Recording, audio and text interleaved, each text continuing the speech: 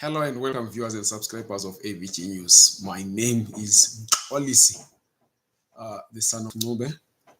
And I promised you a live yesterday, but it became hectic at work and in the office, so we ended up not having the live.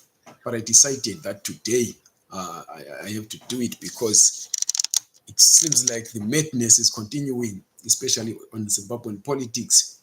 There seems to be no respite in as far as the attack on Zimbabwe's mainstream opposition party, the Citizens Coalition for Change, Triple C, led by Advocate Nelson Chamisa, is concerned.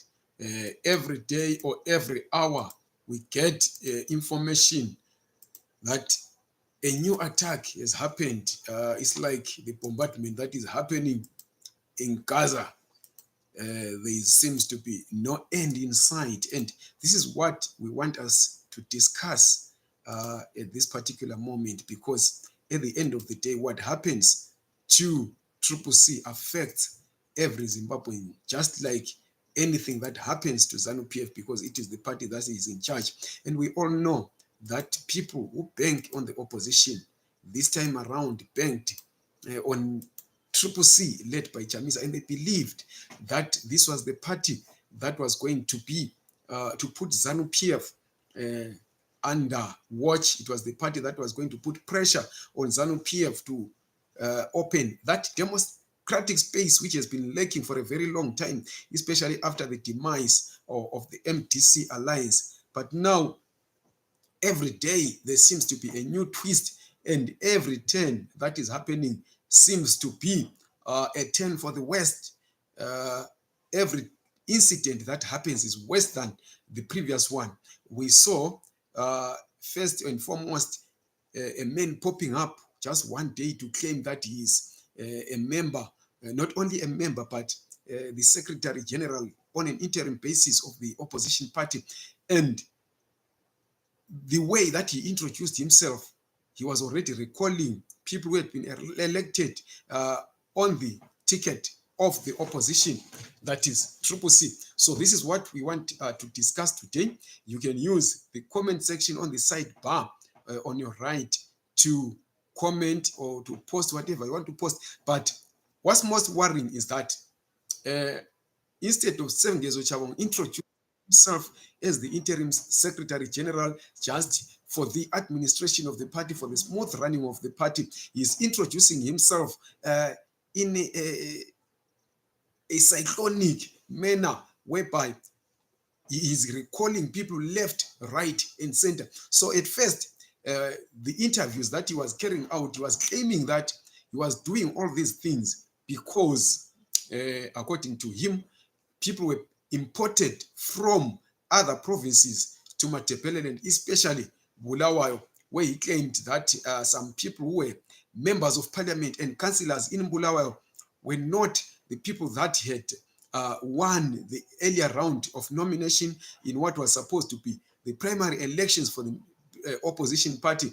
And he claimed that, for example, Pasho Raphael Spanda, who won the Katri Park parliamentary seat, was imported from Norway. He didn't state where Raphael Spanda had come from.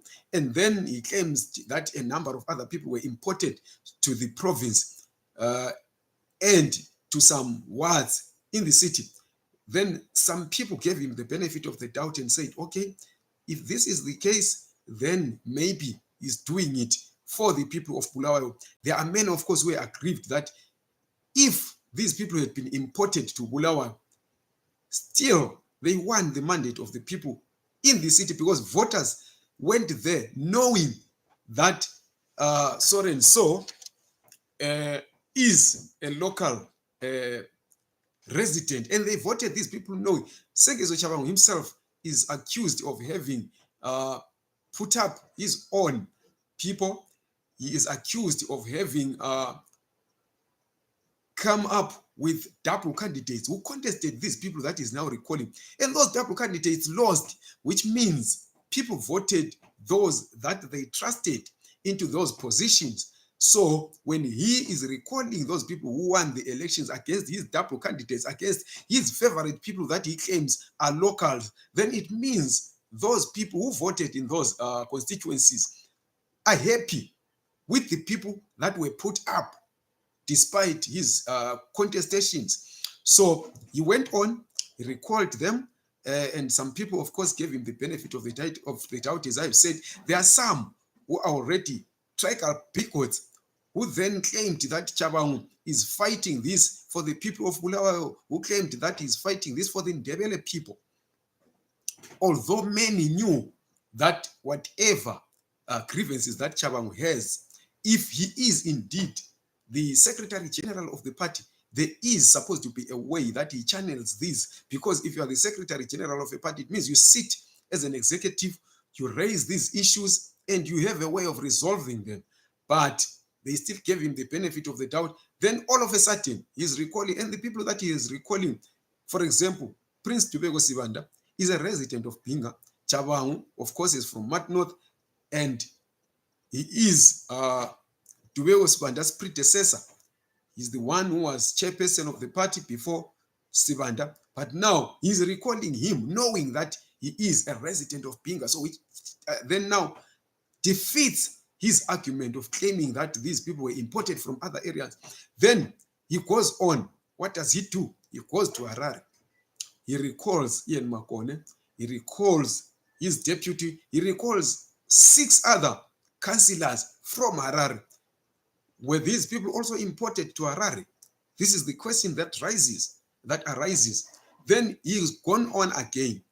After recalling those 8, he has now recalled 60 more people from different council seats, from different wards, from different local authorities all over Zimbabwe, which brings the number of local authority representatives that he has withdrawn, including those of Piara, to 69.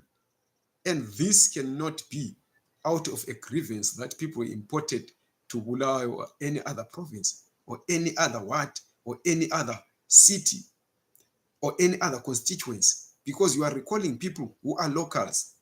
And you fail, like in the case of Mavuku Tafara, he failed to field a candidate when the chance to say, okay, you have recalled these people because you have your own candidates. But now we are back to square one, back to the August 23 settings, whereby the ZANU-PF candidate who lost, Scott Sakupanya, is contesting against Munyaradzi Utizwe, who had already been the Triple C candidate, the only Triple C candidate in that particular area. So we wonder, and we are told that in Bulawayo, Chabangu failed to get those people that he initially claimed were the ones who had won the primary elections for Triple C and had been sidelined. So at the end of the day, he filtered people who had not won anything. He filtered his favorite people who, looking forward, we expect to lose those elections. Now, then what does Triple C itself do? They filter people who had won, who were recalled, using the same Triple C name when this guy is claiming that they ceased to be members of the party. But we also, of course, we are not buying into that because he didn't give the reasons why he believes that these people had ceased to be members of the party. Why were they expelled? How were they expelled? Because in a party, you don't just wake up, as we said earlier on, that you don't just wake up and claim that you are so and so in a particular party where there is a constitution and you act unilaterally as the Secretary General. You don't have the power as one man to recall people from a party, to take decisions from a party. I mean, on behalf of a party, on your own. There must be, because if he claims that, if he is indeed the Secretary General, even on an interim basis of Triple C, it means that he works within a structure. And whatever he does, he is implementing resolutions taken by that structure, by, for example, the NEC. You are implementing resolutions of the NEC. You must have minutes, and you must have everyone from the NEC or a high number of people within the NEC saying, of course, this is a decision that was taken. But we have the president that you say you are recognizing as your leader, saying, I don't know this guy. I'm not party to whatever he's doing. The party is not party to what this guy is doing. And you are the only one claiming that you are what you claim to be. You are the secretary, and everything that you write is written by you. Other than yourself, there is no one else who comes to vouch for you to say, Chamisa may be lying that this guy is the Secretary General of the party, but he indeed is the Secretary General of the party. So we tried to have Sengezo Chabang on this platform to talk to us. It's been more than a week now. We've been trying. He promises us that he's going to give us an interview. Then all of a sudden, he disappears. We are not sure why he's doing this. We spoke to his spokesperson, Senator Kalipani Pugeni, who is somebody that I know so well. And he promised that if Chabang doesn't come, he is going to come and talk on his behalf. But still, we are not getting them. We are failing to get them onto this platform because, of course, we have seen some interviews that they've carried out, but we are still not satisfied because, number one, people who are interviewing him or them are not asking those critical questions of, okay, you are the Secretary General of the party. Who made you the Secretary General of the party? Because his answer has been, I came into being Secretary General of the party in the same manner that Nelson Chamisa became the president. He doesn't explain. We saw Nelson Chamisa introducing the party. There were dignitaries at that introduction. Sengezo Chabang was nowhere to be seen. There was Advocate Fatsai Mahere. There was Job Sikala. There was a number of other dignitaries who came from MTC Alliance. But Chabang was not there. He has never been there. We saw him sitting on the lawn at White City Stadium. We have never, ever heard about him being introduced. We know about Advocate Fatsai Mahere because she has been officially presented as the spokesperson of the party. Even when she was moved from that position, Promise Mkwanazi was introduced as the person who is taking over, Gift Ostalos Sisiba. Even when he's tweeting, we all know that Gift is the deputy spokesperson at a national level of Triple C. And no one is disputing Nelson Chamisa as president of Triple C. Nobody is disputing the existence of Gift Ostalos Sisiba as deputy spokesperson of Triple C. Nobody is disputing Advocate Fatsai Mahere as a former spokesperson of Triple C. Nobody is disputing Promise Mkwanazi as the current spokesperson of Triple C. But we have one man claiming that he is the spokesperson, he is the Secretary General of the party. Nobody else is vouching for him except himself. Even the court, we need to make this clear, the court did not rule that Sengezo Chabang is indeed the Secretary General of Triple C. There was never such a determination because that was not the main issue that was in contest. The main issue that was in contest was that he doesn't have the power to recall people, but the court again didn't give him the power to recall the people. It ruled against the appeal against the recalls of those members of parliament, or it ruled against the indictment that was made against the ruling, against the recalls that he had made on a technicality, because that court application or that court petition came without Triple C as the party, either as a co-applicant in the Dubego Sibanda case or as a respondent. So Triple C wasn't there, or any other representative, or even Nelson Chamisa himself as the recognized leader of the party by both those who were recalled, who were making the application, the appellant, and Chabang himself, who claims that he is the Secretary General. So there is a constant here in that both recognize Nelson Chamisa as the president of the party, but they didn't. None of them brought him to the court to say, yes, of course, since they recognize me, these are the people that I recognize. I don't recognize these other ones. So the court case was lost on a matter of technicality, not because Chabangu is what he claims to be.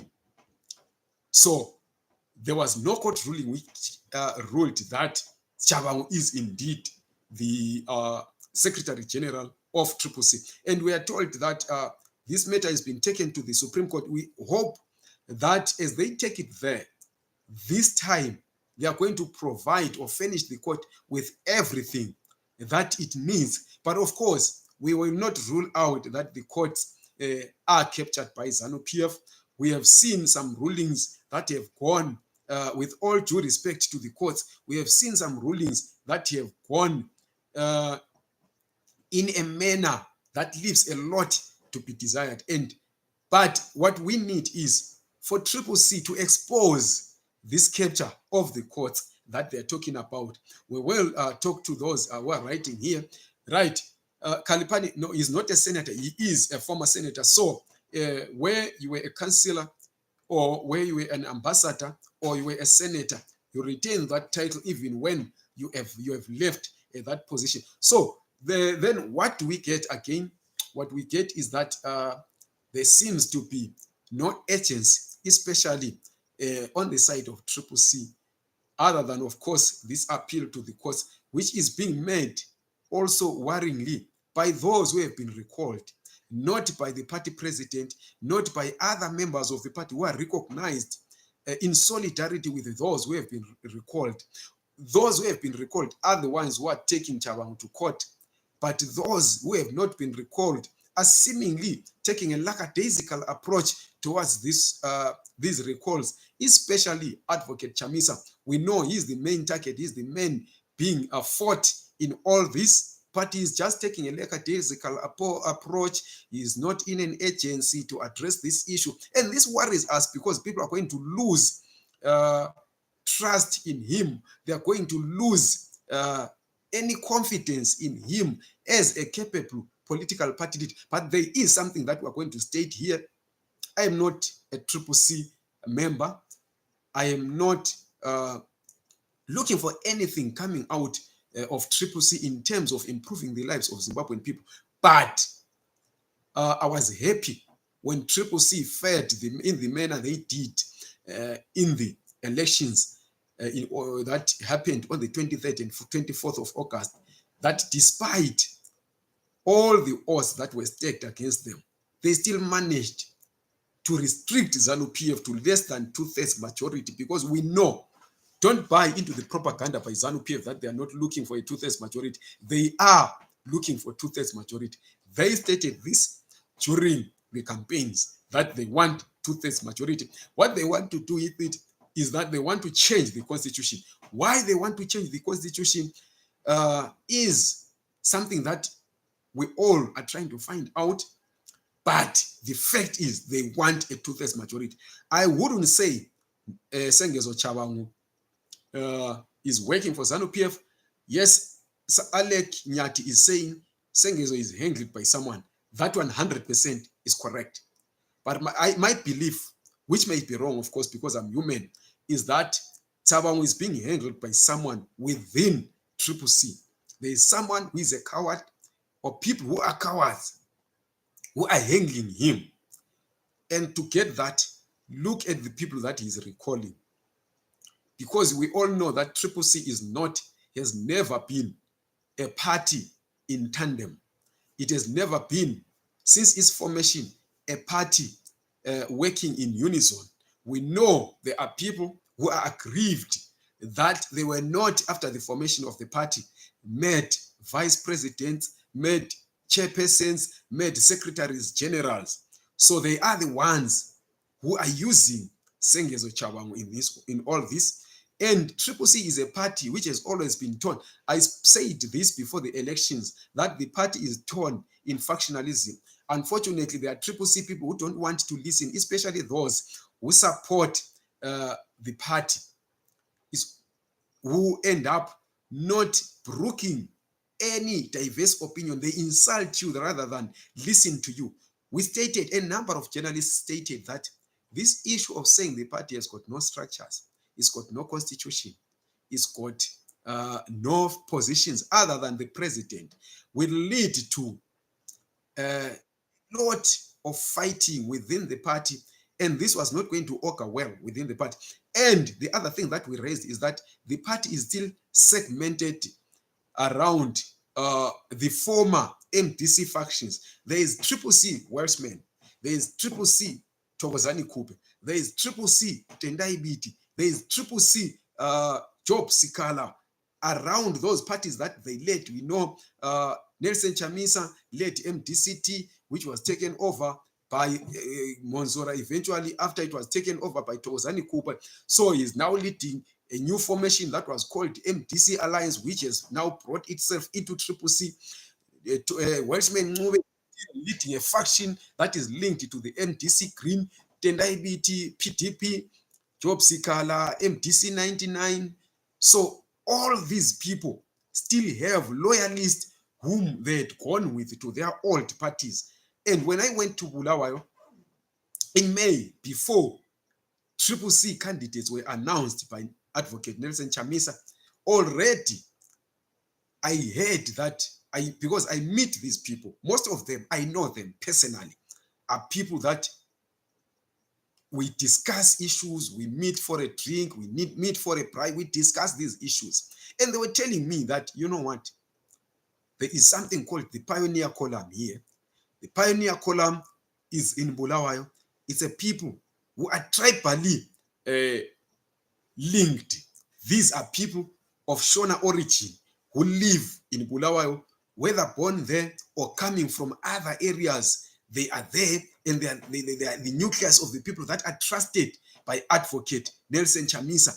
These are some of the people that when Chabang came up to say he's recalling people, these were the people that he was supposedly targeting. And the people who celebrated these recalls, the first round of recalls, are people who were aggrieved against this so-called Shona clique, which lives in Bulawayo and has the favor of Advocate Nelson Chamisa and is being led by a lady there in Bulawayo, whose name we have, but we're not going to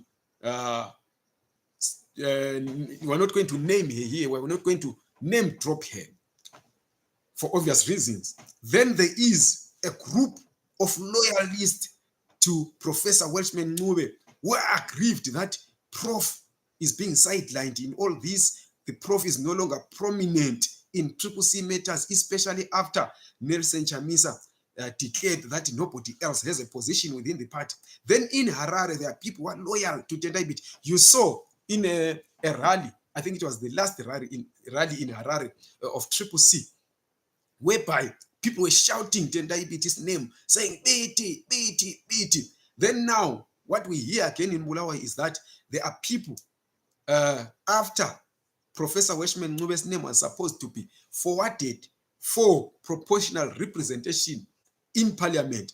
There are people who turned against him and sidelined him. So all these grievances are grievances that are playing out in Triple C. There is a lot of centrifugal forces within the party. And then also there is a group of people who are from Matipeleland. I've spoken about the Pioneer Column. There are also those from Matipeleland who have this Mtwagazi thinking, who are also in Triple C. Because what I know is that from my experiences covering Triple C from the days of the MDC, especially the MDCT, what I've realized is that there is a lot of tribalism within the party. That's why you saw people who were former members of MDC, especially MDC Green. They were the ones that were celebrating that Chabang was recalling people. And to them, he is a Matipeleland hero, because to them, they were sidelined and pushed out of the party by tribalism. So these are people who are Mtwagazi within Triple C. So this is another centrifugal force that is coming. So there is a lot of layers of division within Triple C. So that is why When I spoke last time, I said that Triple C is going to split. Even those who follow me on social media, especially on Facebook, they will uh, attest to that I stated a number of times that this party is going to split because its foundation is on rocky ground. Its foundation is built on sand because the people who are gathered there are not gathered there because of ideological leanings, but they are gathered there because one, Zimbabwe is a cultist country in terms of politics. They knew that after Nelson Chamisa declared that Morgan Tsvangirai was the first cult leader, had handpicked him to be president of the party, everyone else is going to follow Nelson Chamisa. And that this was proven in the 2018 elections. So these people who came there didn't go there because they love Nelson Chamisa, because they agree with him ideologically, because to be honest, there's no ideology within Triple C. There's never been an ideology within the MTC since 2000. But it's people who are brought together by hate for ZANU-PF, by their penchant to ride on the, to piggyback on the anger against ZANU-PF and the desperation to have a new government by the voters. So they are going there because they know that this is the fertile hunting ground. And we're talking about people who once tried it outside the so-called big tent and they failed dismally. They completely failed to win anything. So they are going there grievingly, and they're grieving against voters. You know, some of them went to ZANU-PF, others then joined up with Nelson Chamisa. There are many others who quit politics. So they went in there because they realized that the only fertile hunting ground, if you're on the opposition, is a party that is being led by Nelson Chamisa. Not because there's anything special about Nelson Chamisa. There's absolutely nothing special about him. We have to state that. The only thing that he has is that so-called word or blessing that he got from Morgan Tsvangirai. Without using Morgan Tsvangirai's name, and we know that Nelson Chamisa lost the fight for MDCT Secretary General in the last Congress in which Tsvangirai was alive. He lost it to Douglas Monzora because Nelson Chamisa himself was not in good books with Morgan Tsvangirai. He didn't trust Nelson Chamisa because he believed that after what Tendai Biti had done, Chamisa was going to do the same if he was to be the Secretary General. Even him, Nelson Chamisa, he said the other day that he lost because then he didn't want to state. He only said, we have to respect the date because it's Morgan Tsvangirai who campaigned against Nelson Chamisa becoming the Secretary General of the party. So he was not in good books with Tsvangirai himself. Yes, Thokozani Kupe, who was also not in good books with Tsvangirai, will come up and say, yeah, Tsvangirai this, Tsvangirai that is our icon. But the fact of the matter is that none of them was in good books with Morgan Tsvangirai. Welshman Ncube had just come back because he had failed to make it outside the so-called big tent, and he came there grievingly because he knew that the name of Tsvangirai was the one that was going to give him votes. Thokozani Kupe came back to work with Nelson Chamisa because he failed in 2018. Tendai Biti, the same thing, his PDP thing crumbled. So all these guys are going there because they are doing it for the stomach. So when you sideline them and you tell them that they don't hold any position, and then you also go on and leave them out of any position, whether as a PR representative or a candidate who gets elected, because these people came there, they came to you because they realized that we're not going to win anything. And then when you sideline them, you make them stupid. They appear stupid because they came there so that they could be elected into some position or another. Now you're shutting them out. What are they going to do? They're going to draw their daggers and say, okay, enough is enough. We have lost. What's there else to lose? You'd rather also lose. So what is going to happen now is that the implosion is going to get worse. And Chabangu is not doing it on his own. There are people who are funding him. There are people who are supporting him. There are people who are giving him ideas. And all these people, forget about ZANU-PF, all these people are within Triple C. These are aggrieved people. I have given you highlights of why these people are aggrieved. They came there wanting to be elected into positions, either party positions, so that they would fill their stomachs and fill their pockets. You sidelined them. You told them they don't have any positions. You took people from school who had just finished their university education. You gave them positions. You put some of them in parliament. You put others in council. You put others as PR representatives. You put others in Senate. And you are saying, what you're actually saying is that even though you recognize me, I don't recognize you. You are shutting them out. And these people are going to be angry. So ZANU-PF, yes, because it stands to benefit out of the implosion of Triple C, because they want every opportunity to increase or to further entrench themselves into power. They will take advantage of this, but it doesn't mean that they are funding Chabangu or anyone who is going with him. They're not even funding Kalipani Puken. I know Kalipani Puken personally.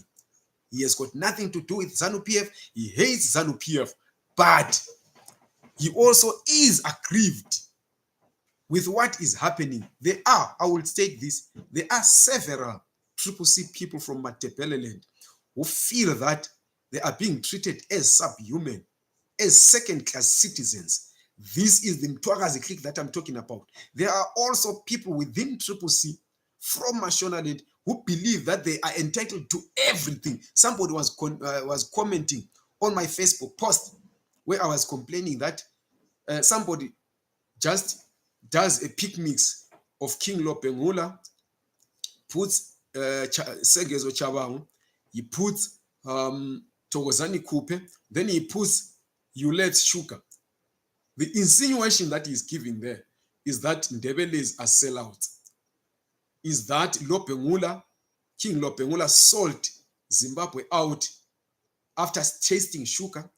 He's also insinuating that Chabangu is a sellout like Lopengula, and Makupe also sold out.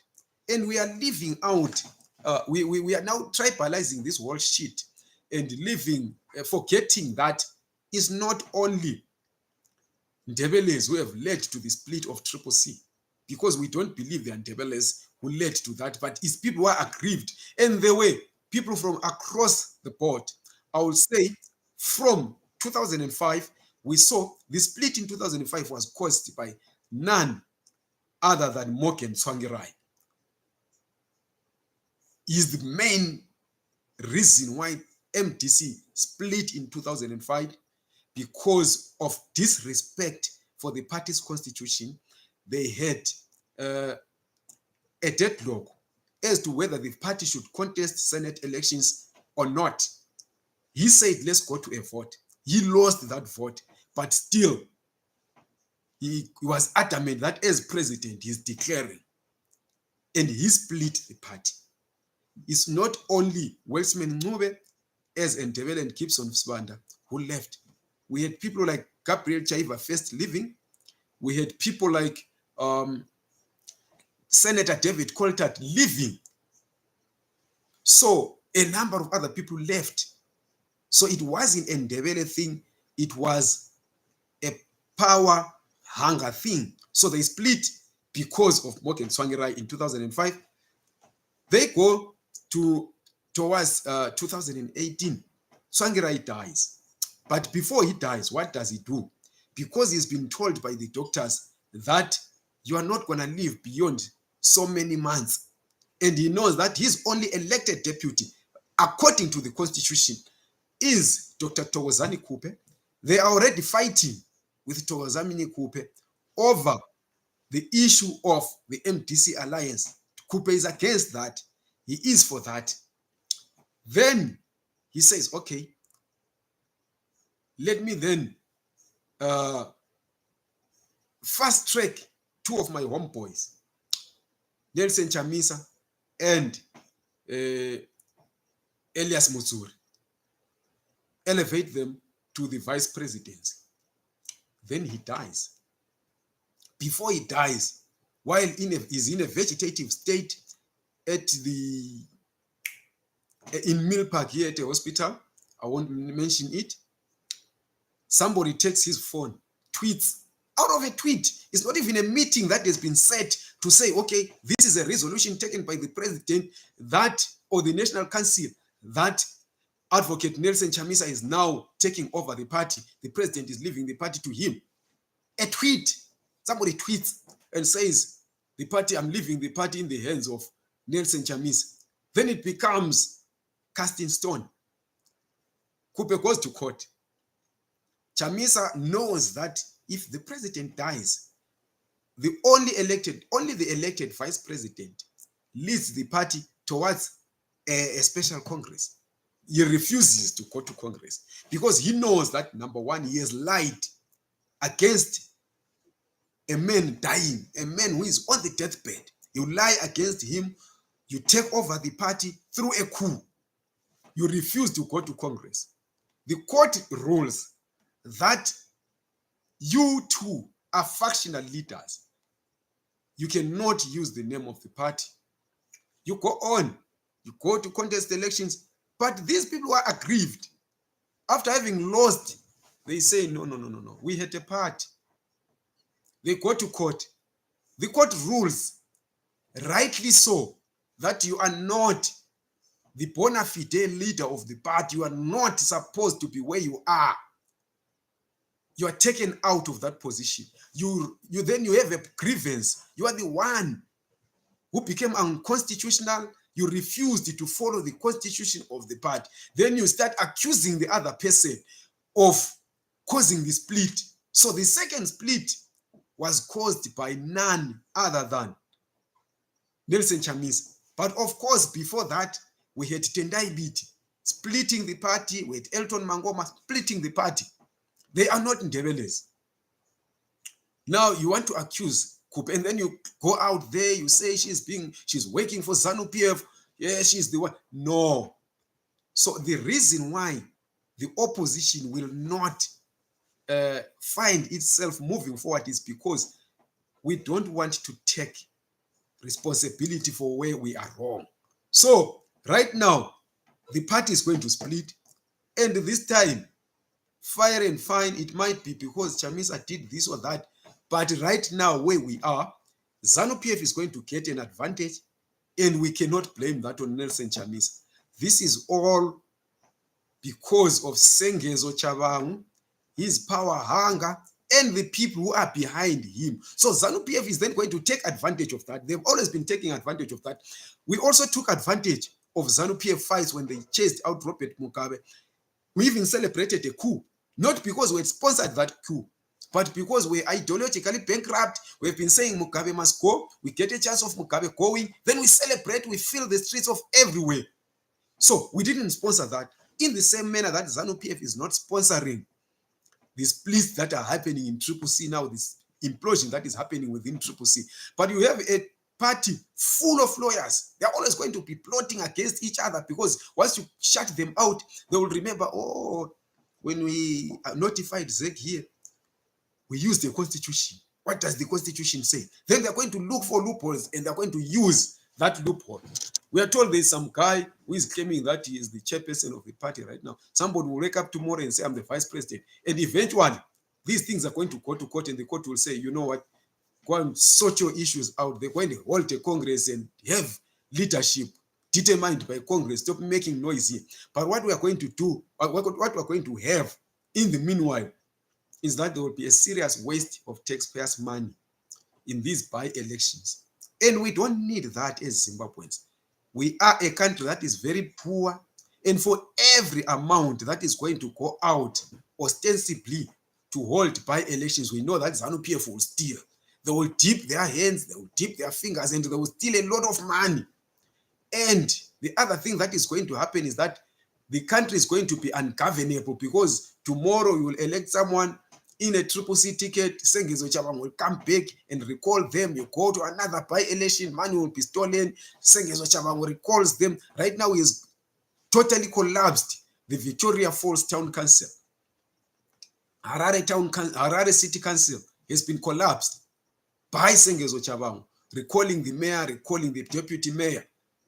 And he is not even, other than maybe those who are sponsoring him, as I have said, from Triple C, if they are paying him, he's not benefiting anything else. He's not even contesting these elections. He's not even himself putting his hand up to say, okay, I recalled someone, now I'm standing against them. So Triple C must resolve this issue. I know it's untenable, the relationship they have with Sengezo Chabang. There's no way they can resolve any issues with him. But the party now needs to sit down. If it means sitting down as members to come up with an interim caretaker council or an interim structure that will then be forwarded to the Speaker of Parliament to say, this is our structure now.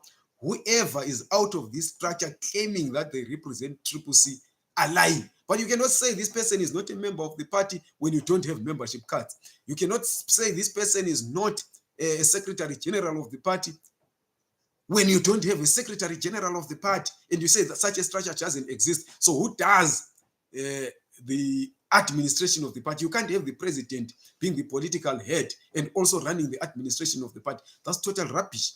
So Triple C needs to sort this out, and Nelson Chamisa needs to stand up and put his foot down and say, you know what?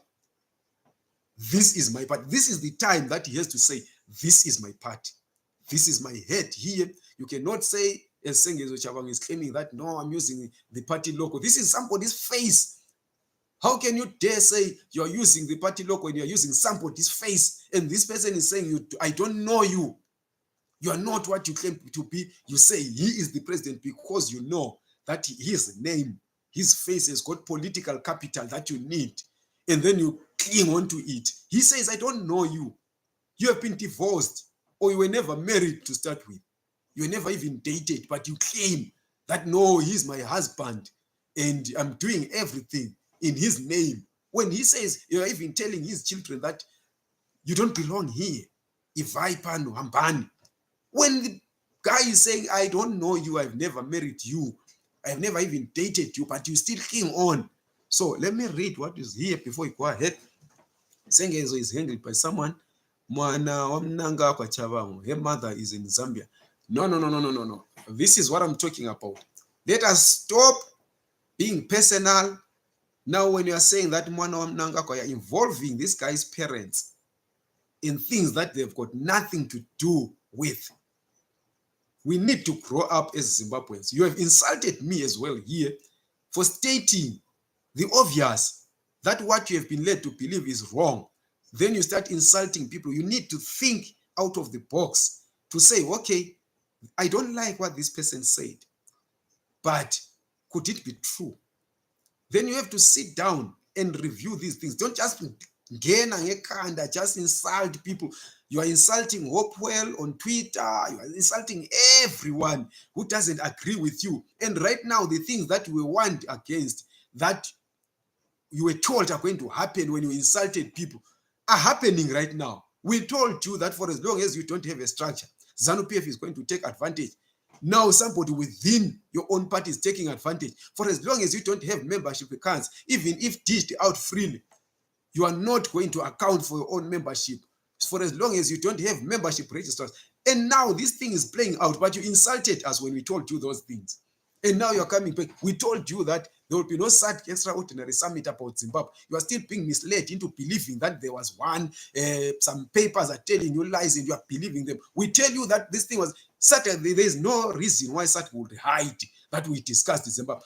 The ministers' meeting said they were very hard hitting against Zimbabwe. They published that. Why would they then hide today that we spoke about Zimbabwe and this is the decision we took when their own SEOM wrote a scathing attack?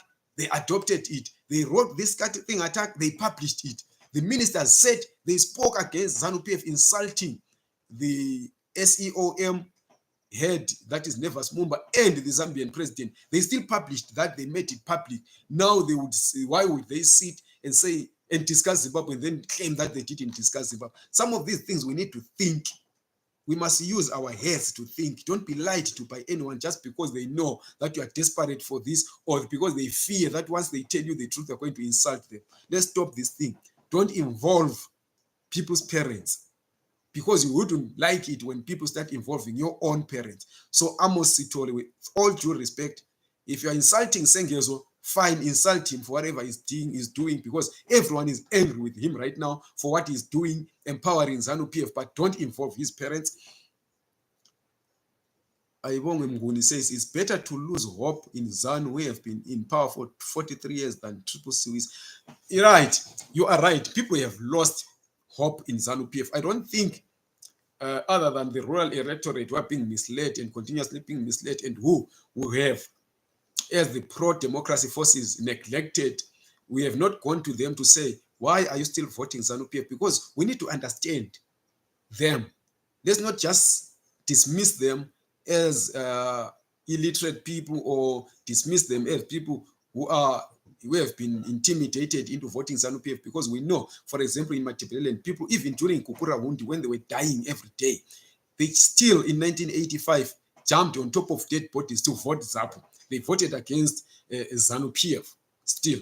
So we need the opposition to get to those rural areas where it's possible, to talk to those people, find out why they still have this confidence in ZANU-PF, then design manifestos that will augur well with them, or give them candidates that they are going to love, candidates that they trust. Because one thing about rural people is that they vote people that they trust. They vote people that they have known for some time, people that are going to be there, or that have been there during their struggles. And we need to understand that they don't care about these figures of inflation. They don't care about the rising cost of living. All they care about is different from what the urban populace cares about. They don't care about jobs, because what they care about is their cattle, is grazing land, is deep tanks, is farming. Do they have enough draft power to plow their fields? These are the things that we should make central, and you can only win in rural areas by deploying people who are from there.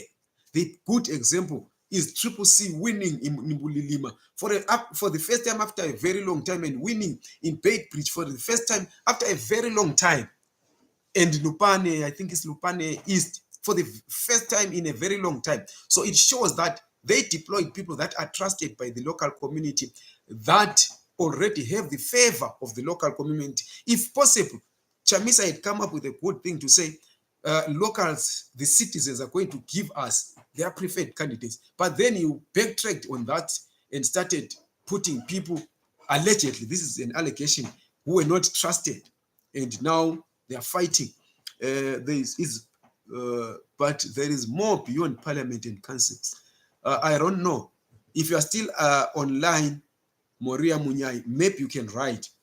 There is, of course, more beyond that, because, as I've always said, politics is more about service delivery, it's more about a class struggle than anything else. Because you form a political, the problem that we have with the political parties that we have had since 2000, for example, is that they were never ideologically driven. And that includes ZANU-PF. ZANU-PF is not ideologically driven.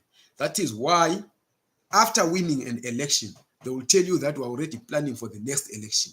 So to them, what is more important is winning elections. What they do with it, they don't care, because they want to be in power, and they'll gloat that tichingotonga, tinokutonga imimi tongegai, because to them it's all about power. It's never about service delivery. This is what we need to understand. Then the opposition as well, all they care about is removing ZANU-PF from power. What they're going to do is always abstract. They are never clear of saying, okay, for example, I'll give an example of Nelson Chamisa, because his party is the mainstream opposition and is the so-called considered alternative. I wouldn't have been this gray on my head if I wasn't wise enough, if I hadn't seen it enough, because they say a fool's head will never turn gray. So the opposition, that is, with the exception of ZAPU, and I'll go back to ZAPU and explain why I'm saying this. The opposition in Zimbabwe from 2000 was never ideologically driven.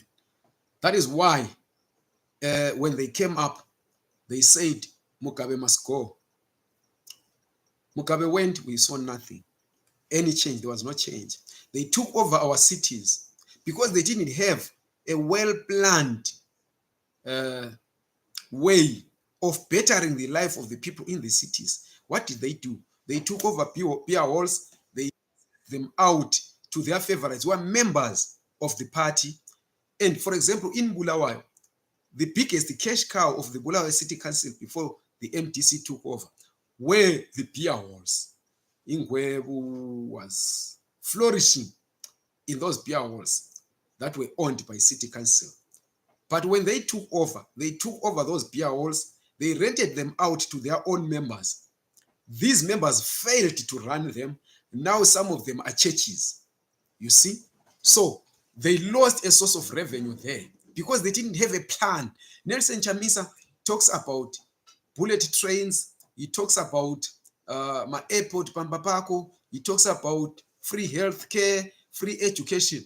But he has not convinced us that he will be able to deliver these things because he has failed to convince us on how first he's going to revive the country's economy. Because when you want to create a welfare state, you need to first boost the economy of the country. I'll give an example of South Africa under Thabo Mbeki. When Thabo Mbeki took over government from Nelson Mandela, South Africa was hugely in debt. It was owing several institutions, including the Bretton Woods institution, a lot of money. But when Thabo Mbeki came in, the reason why the ordinary South African doesn't understand him is that he invested first in boosting the national reserves. Then he came up with GEAR. GEAR was supposed to take from the reserves that he had first boosted. He stopped lending, he stopped government spending, then he started to boost the local reserves.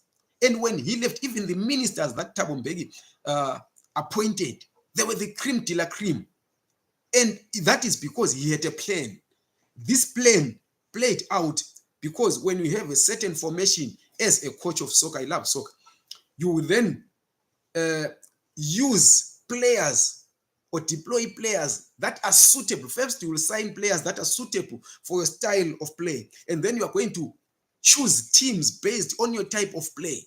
So Thabo Mbeki chose the cream de la cream of South African politics from within the ANC. He deployed them into government because he had a plan to boost the national resources. First, he stopped spending. Secondly, he boosted the reserves. So when he left, when they chased him out in September 2008, already there were a lot of reserves. And people would say, even during the depression of 2008, South Africa still managed to pull through while other countries, while other economies across the world were crumbling. And they are dedicating this or attributing this to Jacob Zuma. No, it's because Thabo Mbeki had left a lot of reserves. So he had a plan. Then with Chamisa, we don't know what his plan is. We need to be told that, okay, the parastatals are in this state, and you don't have to be abstract. Tell us that Zimbabwean parastatals, out of 155, only 30 are working, and they're working at that capacity. These other 125, 75, and in this current state, these ones will be sold. These ones can be reboosted. Here is what we are going to call in investments. Tell us, convince us that you are going to revive the economy. Convince us. Then you can say the Zimbabwean GDP is 3 trillion, whatever bonds you call them, a year. This is how we're going to improve it to this much. Bait Porter Post is bringing in $2.5 million a month. This is how we're going to boost this the money, and this is how we are going to use this money. Then from growing the economy from this much, the GDP from this much a year, it means that after 5 years, we would have raised this much. You see, then this is what we are going to use. The bullet trains are going to cost us this much. This is how we're going to implement them in these phases. But to say that within 6 months, the economy will be up because Joe Biden is going to give us money, it's total rubbish. It is, with all due respect, it's total rubbish. You need to have a plan. And where do you get that plan? You get that plan from your ideology. If you are a communist, you come up with policies that are communist in nature.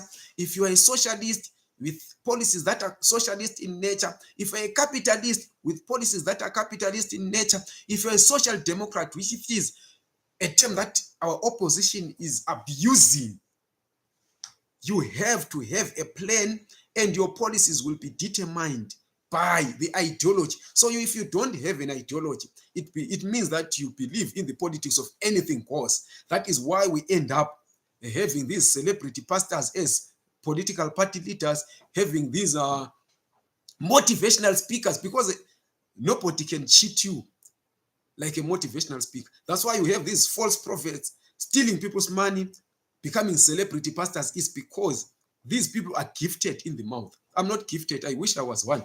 I'm not gifted. I'm gifted in writing, by the way. So I'm forcing, as you can hear, that I'm stammering here and there. I'm good in writing. So you have people who are good in speaking without making any sense. They mesmerize you with these sweet sounding nothings. You follow them.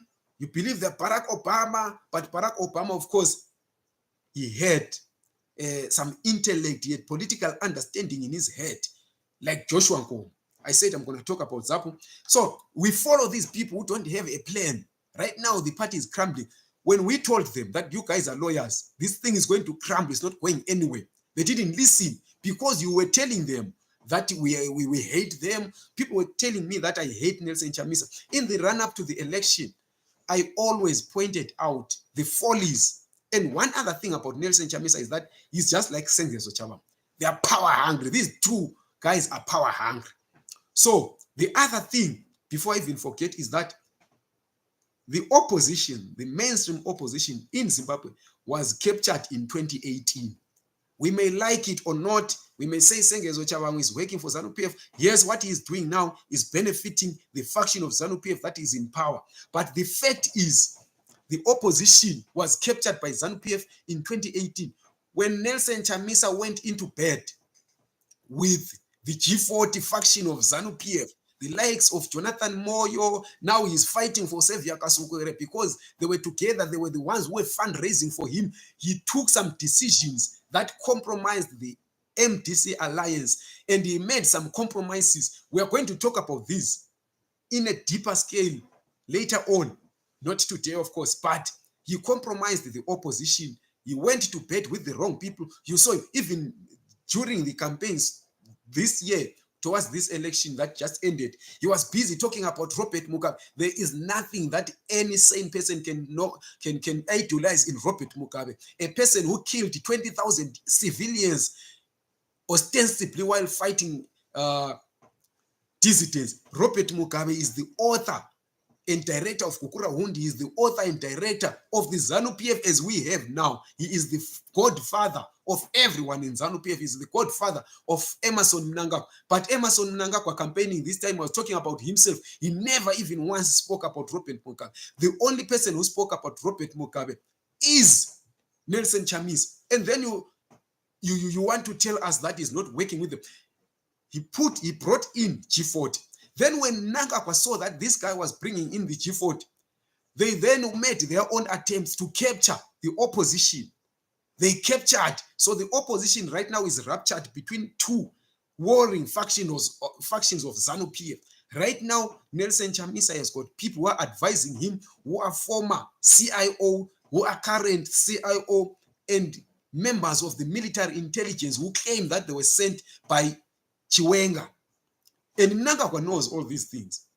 He's got his own people also who are working with the opposition, misleading the opposition. At first, Nelson Chamisa was told that if you win elections, make these compromises. If you win this election, you are going to,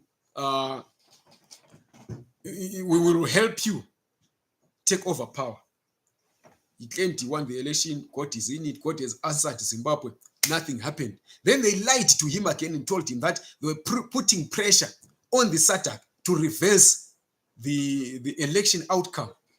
He believed that. That's why he's quiet like this. They want him. They've put him where they want him. He is exactly where they want him. They're saying, no, don't rush, don't rush. If Nangakwa changes the constitution and puts his people there, we are going to stage another coup. And he believes all this. You see, he believes all these things. So the other faction is also Monzora. We saw him working with the Lacoste faction of ZANU-PF. So the opposition, both the opposition and ZANU-PF, are puppets in the hands of some warring factions within the securocracy. But those warring factions are ZANU-PF in nature. There is no way that any ZANU-PF person can assist Nelson Chamisa to get into power. So let me go to your suggestions and questions. There is a senior positions in cabinet that these chaps could get in government. Oh, okay. I like your analysis. Thank you, Alec. Although we don't usually agree, you don't usually agree with me, which is, of course, normal. We don't agree. We don't have to agree every time. I am wrong at times. I say that I'm human. I can be wrong. So you're sounding a bit partisan or tribalist. No. I don't know. Maybe you just joined late because I spoke about the existence of Ultra Ndebele formations or Ultra Ndebele groups within CCC, and there are Ultra Shona groups within CCC. So I don't know if that sounds Ndebele to you or tribalistic to you. I don't know if which side I would be tribalistic towards, because I'm stating things as they are. Just talk to people who are within CCC, they will tell you this. Last week, I went to cover a CCC protest here in South Africa, in Pretoria.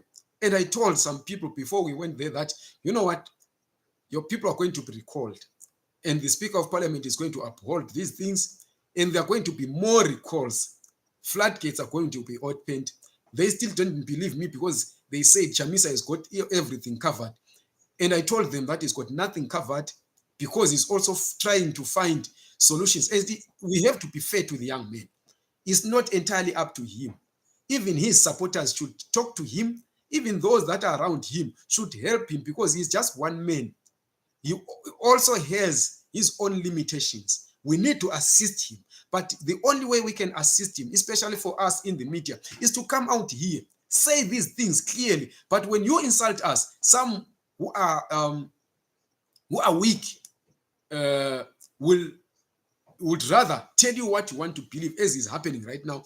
But of course, we cannot all be weak. We cannot all be afraid of being insulted. I've been called a number of things. I've been called Baba Chukwa. I've been accused of treason. I've been accused of terrorism, banditry. I've been splashed. My face has been splashed in newspapers in Zimbabwe, on the televisions in Zimbabwe. But it didn't stop me from stating things as they are. And when ZANU-PF does well, despite what they've put me through, they hounded me out of Zimbabwe in 2008. They followed me up in 2014 and claimed I was Baba Chukwa, charged me with treason, tried to extradite me.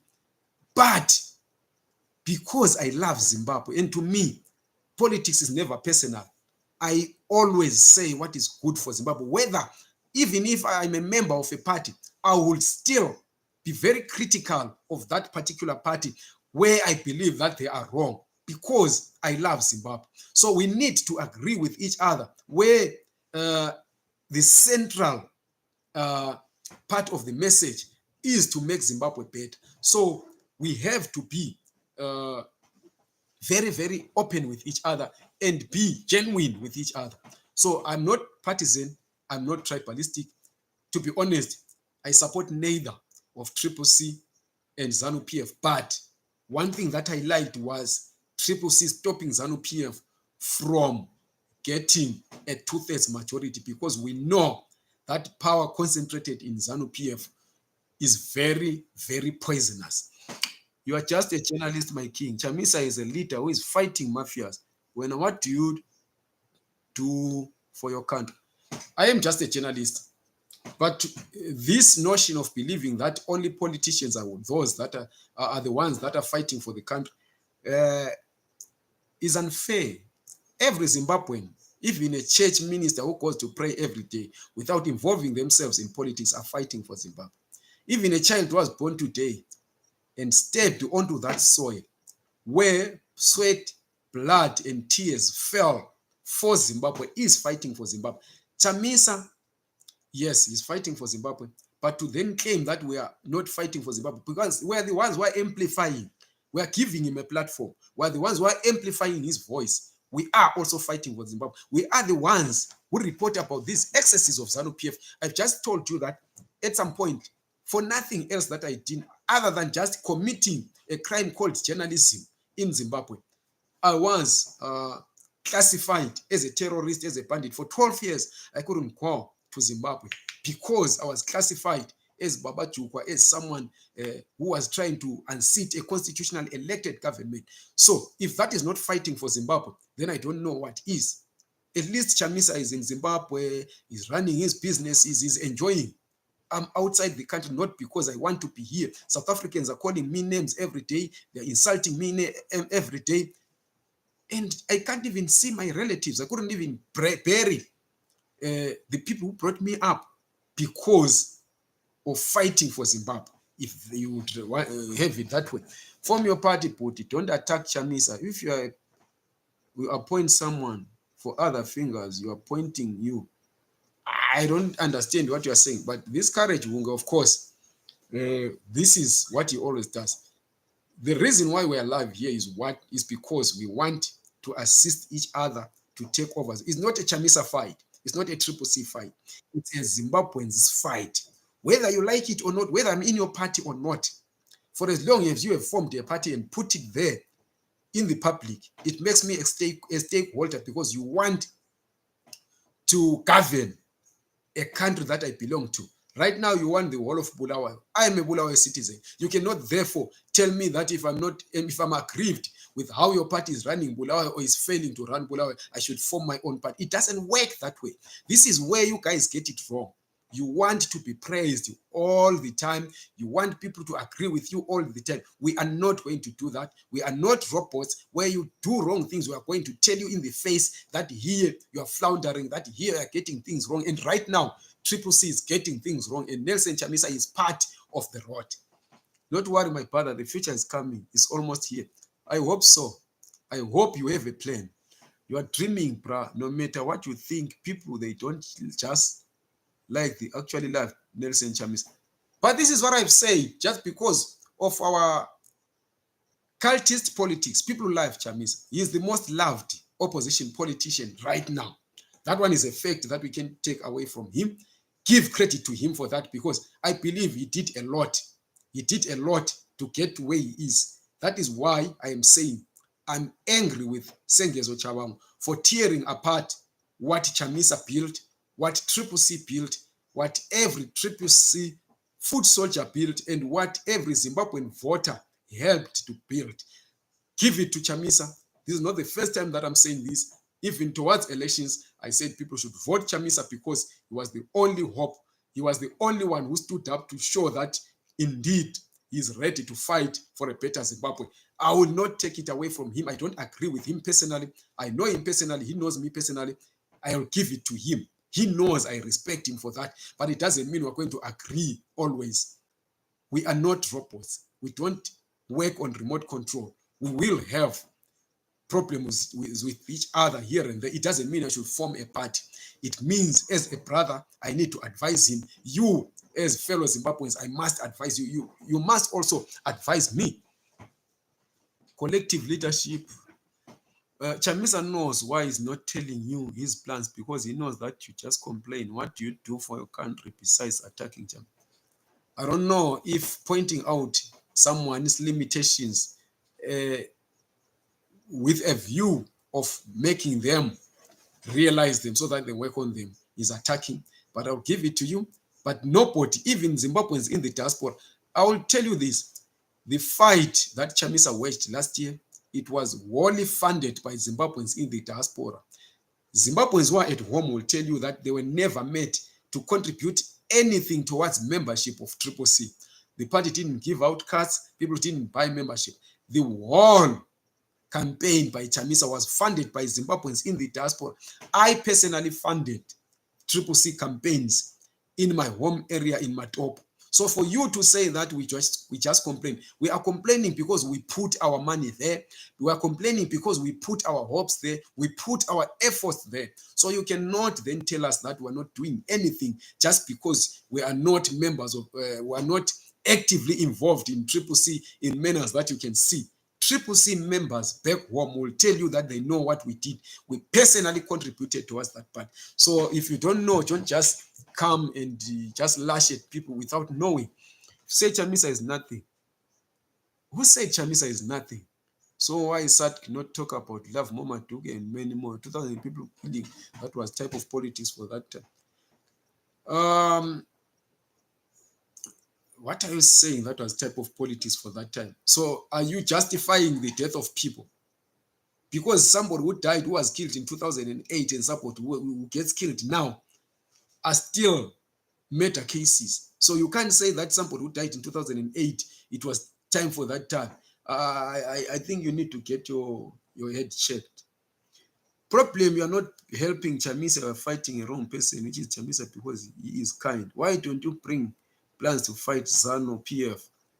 Oh, no, this one I shouldn't even be talking about him because I don't know what they're talking about. So, ladies and gentlemen, and then I said, other than ZAPU, there was no party, there is no party since 2000 in Zimbabwe, which seems to have a plan of how to run the country. I'm saying this because, just in passing, as in conclusion, because when ZAPU was still fighting the war, what they did is they educated their cadres. You will remember that ZAPU, soon after independence, they registered a company called Nitram.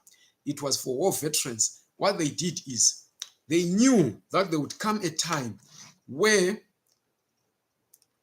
these war vets would want to live on state coffers, like what we saw in 1996 when Mugabe had to dish out $50,000 each to war veterans because these guys found themselves living as paupers and they took ZANU PF, they held ZANU PF at ransom. So Joshua Nkomo opened companies for these guys. Nitram was one of them. He also bought farms for them, specifically for ZAPU people. He even opened schools like the George Silundiga School, where those who wanted to go back to school because their schooling interrupted when they went to war, they would go there free of charge, so that when they wanted to be civil servants or to be ministers, they would go there having acquired enough education.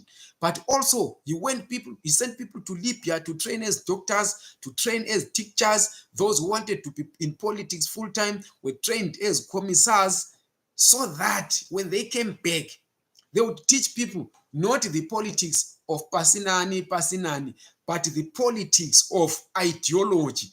This is how you build a country. This is how, as peasants and young people, you should build the country. Bafundiseni abasakhulayo. That was the mantra of ZAPU.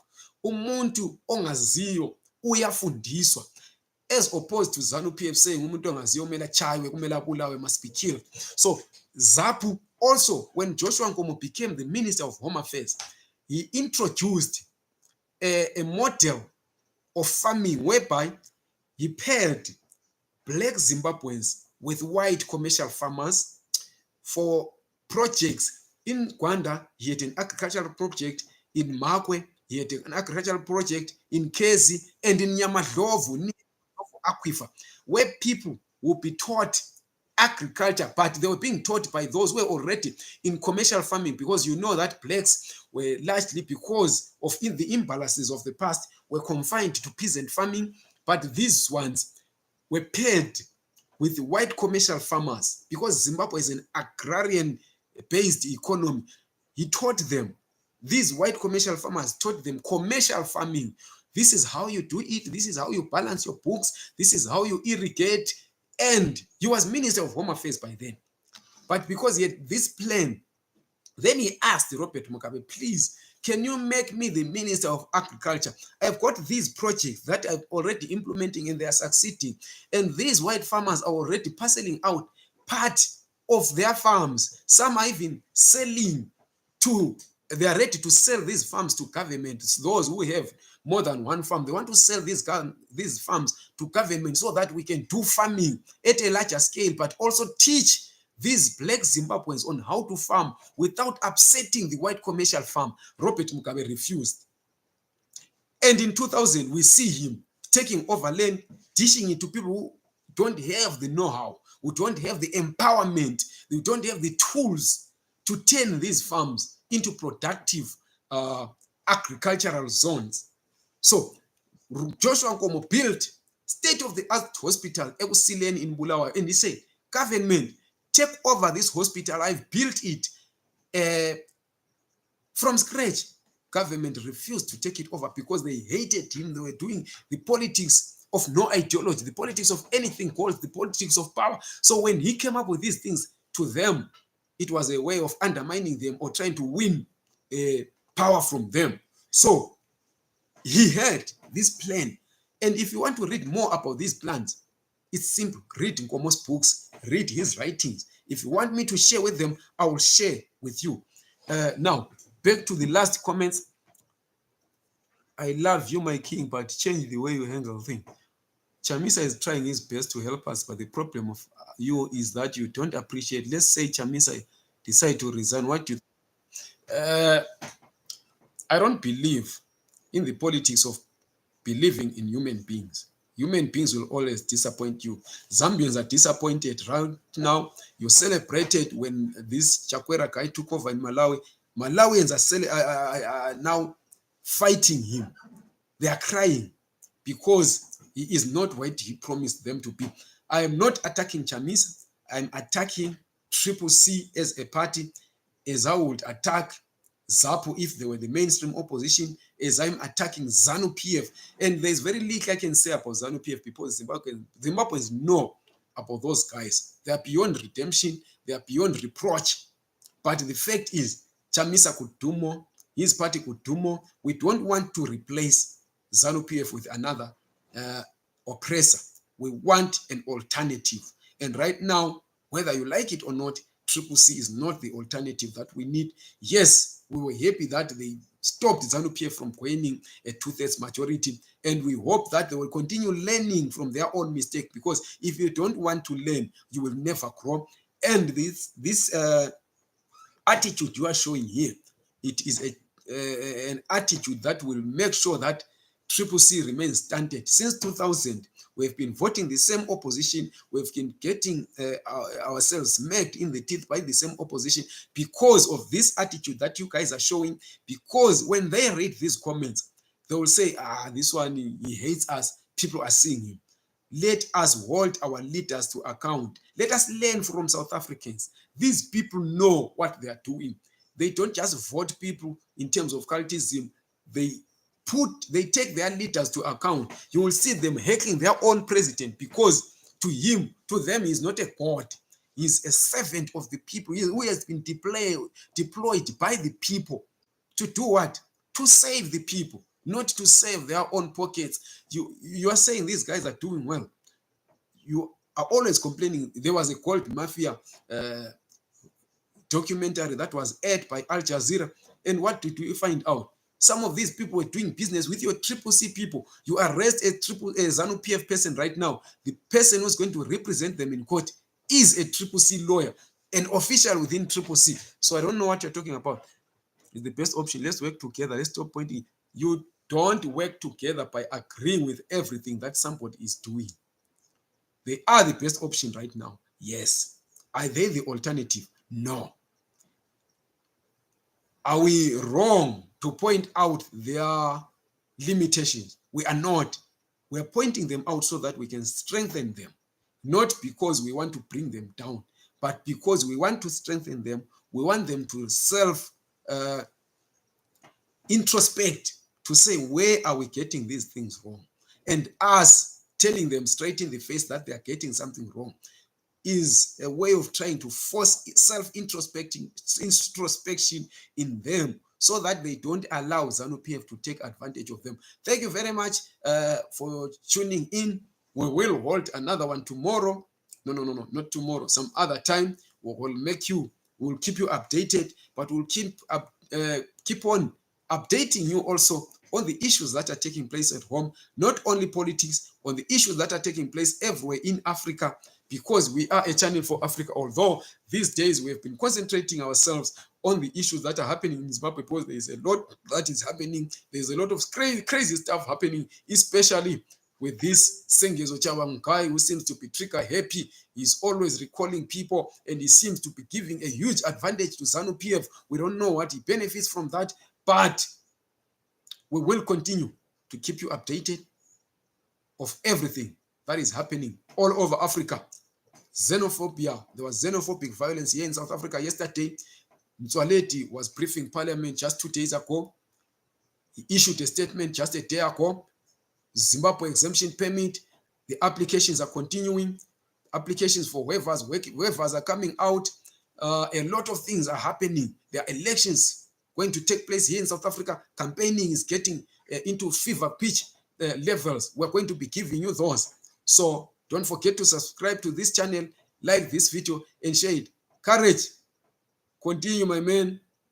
We know, even though you don't like us, but at the end of the day, we know that you are one of the loyal subscribers of this channel, even if it means coming here to insult us. Keep it up, my brother. Thank you very much. See you in the next broadcast.